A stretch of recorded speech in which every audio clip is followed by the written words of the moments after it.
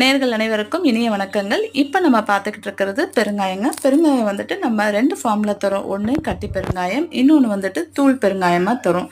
இப்போ நம்ம கட்டி பெருங்காயத்த பார்த்தீங்கன்னா, சம்பா கோதுமையில செய்றோம். சம்பா கோதுமையோட மகிமை என்னன்றது எல்லாருக்குமே தெரியும். சம்பா கோதுமை வந்துட்டு நம்மளுடைய பாரம்பரிய அரிசியான கருப்பு கவுனிக்கு என்ன மகிமை இருக்கோ, அதே மாரி தரம் வந்துட்டு கோதுமையில சம்பா கோதுமைக்கு மரியாதை குடுக்குறாங்க.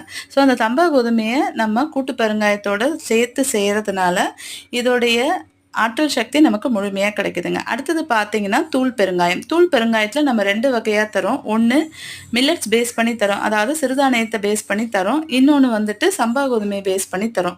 மில்லட்ஸ் வந்துட்டு 7 வகையான சிறுதானியங்கள கூட்டா சேர்த்து நம்ம பெருங்காயத்தோட கலவைகளா ஃபார்ம் பண்ணி நம்ம தரோம். இன்னொன்னு வந்துட்டு சம்பா கோதுமைய பயன்பாட்டுக்கு கொண்டு வந்து, அத தூள் பெருங்காயமா தரோங்க. இத நீங்க வாங்கி பயன்படுத்தி உங்களுடைய சமையலுக்கு மகிமையூட்டுங்க. நன்றி, வணக்கம்.